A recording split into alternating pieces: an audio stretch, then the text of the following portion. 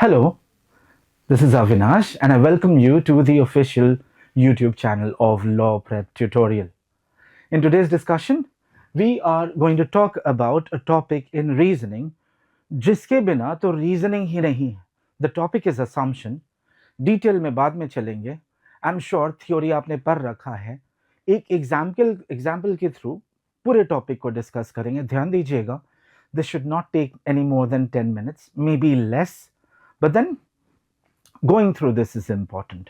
Assumption हो जाता है तो आपके strengthening, weakening the arguments easy हो जाते हैं. Finding flaws in the argument, in the reasoning easy हो जाता है.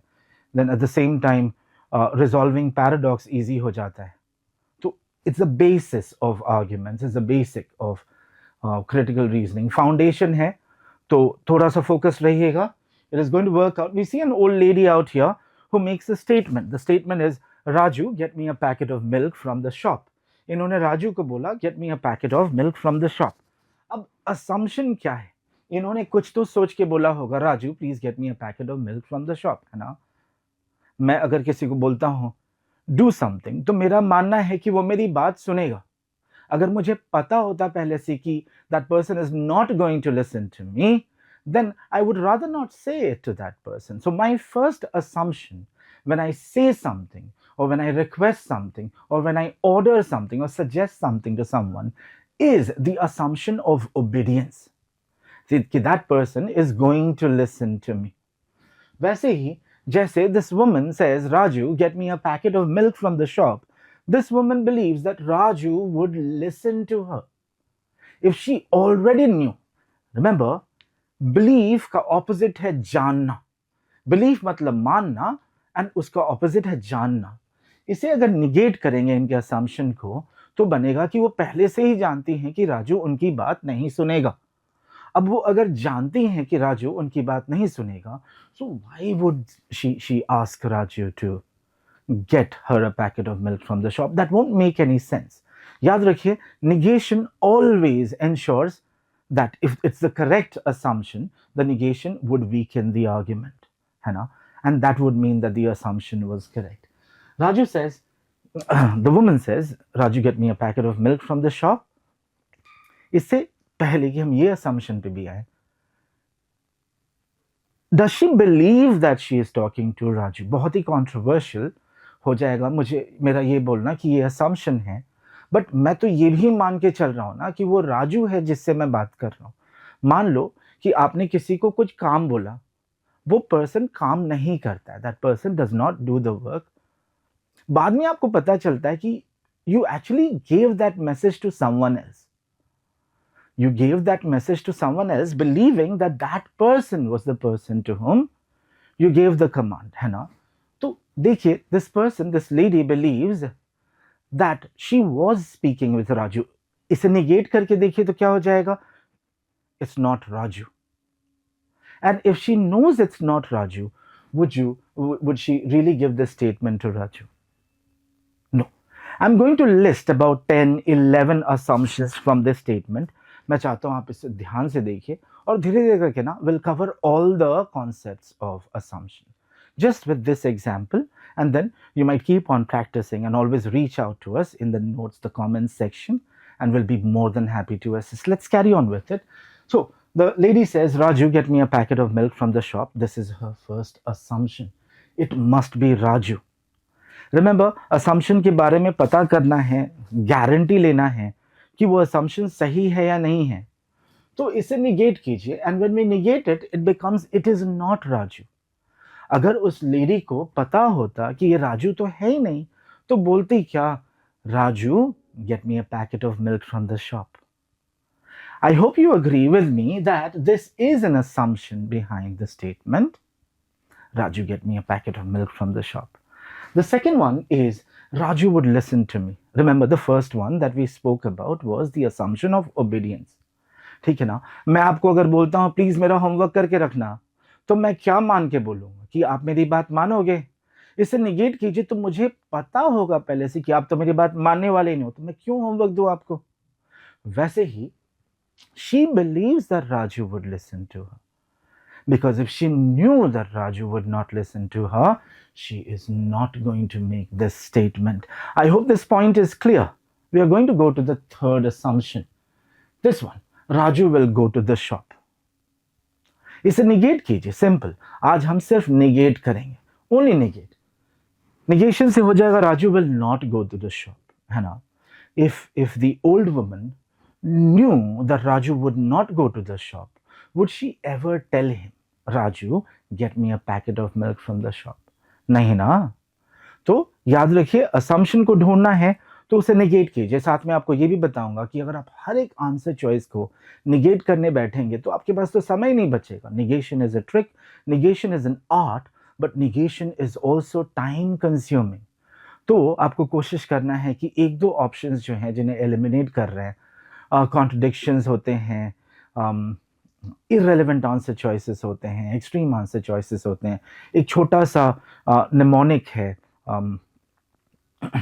ICE, irrelevant, contradictory and extreme. ऐसे आंसर चॉइसेस को तो पहले हटा दीजिए. बाकी फिर अगर आप दो ऑप्शंस में कभी कंफ्यूज होते हैं, देन यूज निगेशन. ठीक है ना. निगेशन हमेशा काम आएगा, हमेशा.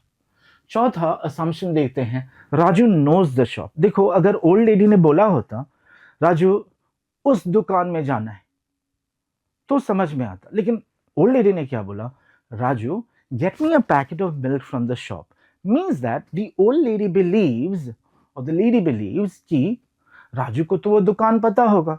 देखिए, इसे निगेट कीजिएगा तो क्या हो जाएगा, Raju does not know the shop. और अगर वुमन को, लेडी को पहले से पता होता कि Raju does not know the shop, तो don't you think कि इनका स्टेटमेंट अलग होता. ये शायद बोलती, राजू तुझे वो दुकान पता है ना, वहां से जा एक पैकेट दूध लेके आ.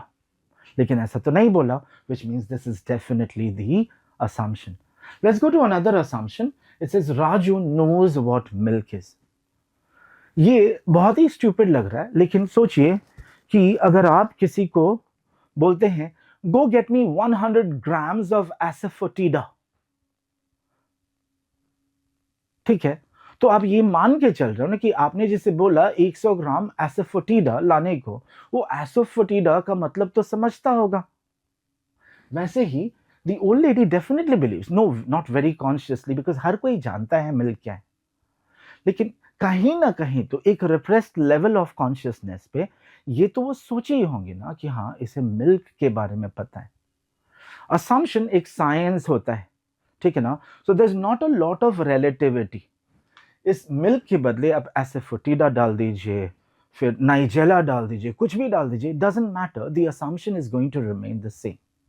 सो when she says Raju get me a packet of milk from the shop, she believes that Raju knows what milk is. Negate कीजिएगा तो Raju doesn't even know what milk is. अगर राजू को मिल्क पता ही नहीं क्या है, दूध नहीं पता क्या है, तो राजू लेके आ पाएगा क्या, नहीं ला पाएगा. सो understand that even this assumption is absolutely correct.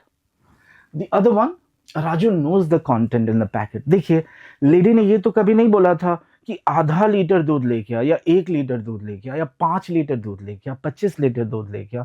She said, Raju, get me a packet of milk from the shop. मतलब क्या हुआ?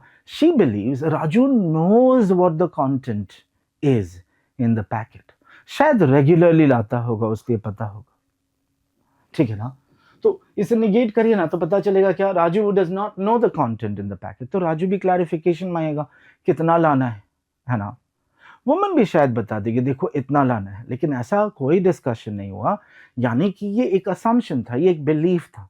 अब मैं आपको बताना चाहूंगा असम्पशन को हम थोड़ा सा और ब्रेक डाउन कैसे कर ले. Assumption is when the author thinks कि ये बात बताने की तो जरूरत ही नहीं है, बिकॉज मेरे रीडर को या मेरे लिसनर को इतना तो समझ में आ ही गया होगा, और जब समझ में आ ही गया तो बातें करके क्या फायदा.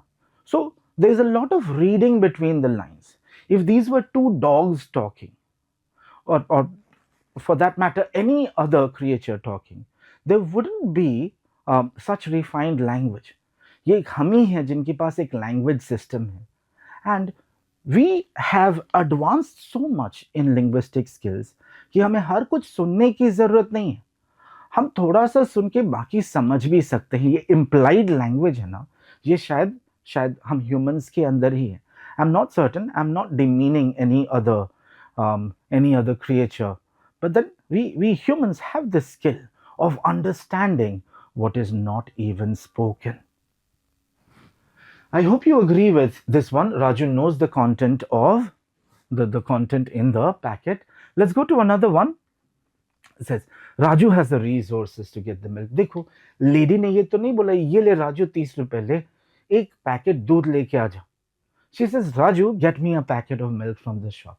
It simply means that she believes Raju has the resources to get the milk. If she knew that Raju did not have the resources to get the milk, she would probably say, Raju, तेरे पास पैसे हैं ना, हो जाएगा ना, कम पड़ रहा है क्या? कुछ नहीं बोला. She said, get me a packet of milk from the shop, which means she believes inherently कि इसके पास पैसे तो होंगे ही होंगे. This one, Raju will return with the milk. मान लिया राजू चला गया, राजू लेकिन नहीं आया तो she believes कि वो वापस आएगा, है ना. Negate कीजिए तो Raju will not return with the milk.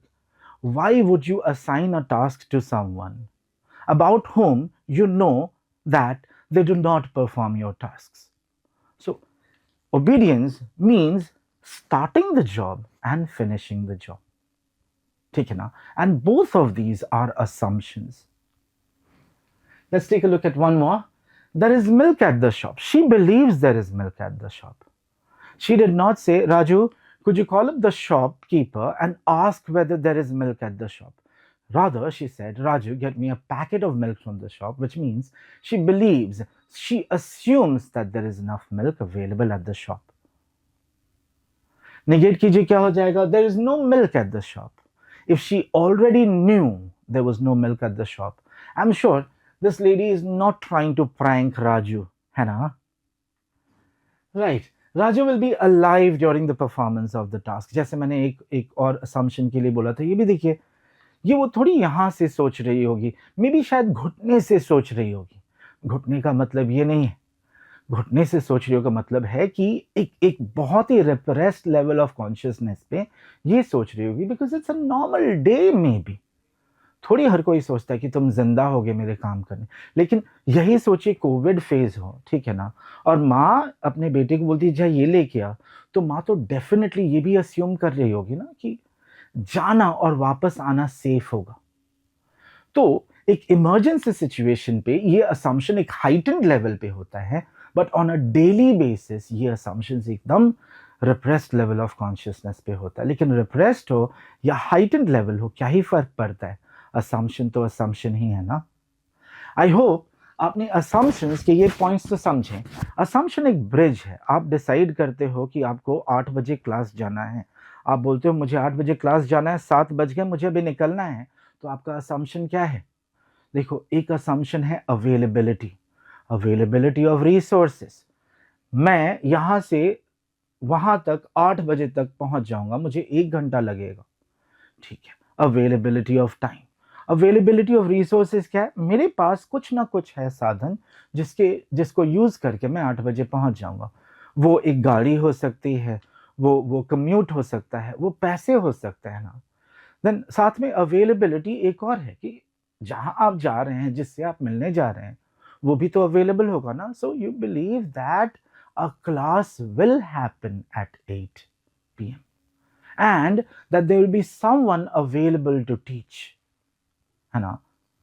If you already knew कि 1 घंटे में तो पहुंचा नहीं जा सकता, तो फिर आप क्यों जाएंगे? इफ यू ऑलरेडी नो कि 8 बजे तो क्लास होना ही नहीं है, तो आप क्यों जाएंगे? If you already know teacher तो आज छुट्टी पे है, तो आप क्यों जाएंगे? तो याद रखिए, निगेट करना आज से सीख लीजिए. हर बात को निगेट कीजिए, इससे आपका स्पीड ही बढ़ेगा, ठीक है ना. सिंपल एक नॉट तो लगाना है, नॉट लगाइए और करेक्ट हो जाइए, ठीक है. This is what assumption is about. लेकिन असम्पशन सिर्फ इतना थोड़ी है. देखिए, एक क्वेश्चन में 2 असम्पशंस, 3 असम्पशंस, चारों के चारों असम्पशंस करेक्ट हो सकते हैं, है ना. तो इंपॉर्टेंट ये है कि सबसे एक्यूरेट असम्पशन क्या होगा. जैसे सोच लीजिए कि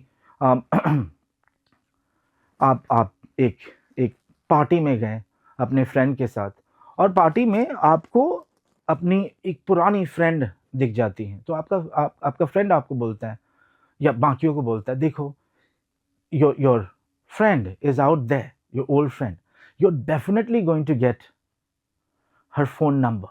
तो वो फ्रेंड अस्यूम करता है क्या कि वो अपना नंबर आपको देने को तैयार होगी, और दूसरा असम्पशन ये है कि उसके पास एक नंबर होगा देने लायक. Both of these are assumptions. अगर दोनों आ जाए then you are stuck between a satisfactory assumption and a necessary assumption. सोचिए, नंबर शेयर करने लायक होने के लिए भी you need to have a number. So the second assumption that I said to you is that she has a phone number is the more necessary assumption. The first one I gave to you was a satisfactory assumption. याद रखिए, satisfactory assumption is not as important as a necessary assumption. याद रखिए, negation से थोड़ा और clarity आ जाता है. और ये भी याद रखिए, एक acronym, सॉरी मैं पिछली बार तो आपको mnemonic बोल गया था. mnemonic भी उतना गलत नहीं है, लेकिन acronym abbreviation ICE, I stands for irrelevant. अगर स्कोप में ही नहीं है आर्ग्यूमेंट के तो असम्पशन कैसे होगा, ठीक है ना. कॉन्ट्रडिक्टरी, अगर टोन ही मिसमैच कर जाए या ऑपोजिट बातें की जा रही हैं तो असम्पशन कैसे होगा. And extreme, be aware of extremes, all, each, every, most, none, only, ये सारे वर्ड्स एक्सट्रीम चॉइसेस बताते हैं. जब ये हो तो देखिए, आपका क्लैट पेपर तो पेपर बेस्ड होता है, तो पहले वो ऑप्शंस को अंडरलाइन कर लीजिए और पैसेज से वेरीफाई कर लीजिए कि ऑथर का टोन इतना भी एक्सट्रीम था क्या. अगर नहीं था तो फिर इसे क्रॉस आउट कर दीजिए, ठीक है ना. इम्पॉर्टेंट है प्रैक्टिस करना. ढेर सारे रिसोर्सेज हैं. अपने ऐप पे जाइए, पोर्टल पे जाइए, लुक फॉर क्वेश्चंस, है ना. आपको नोट्स मिल जाएंगे the entire critical reasoning concepts के. और साथ में जब कभी डाउट हो तो reach out to your teachers in case you are not enrolled with us. देखेंगे नीचे ना कमेंट सेक्शन है, वहाँ पे अपने सवाल पूछिए and will be extremely happy to help you. In fact will look forward to meeting you as well. This is Avinash once again, and thank you so much for watching.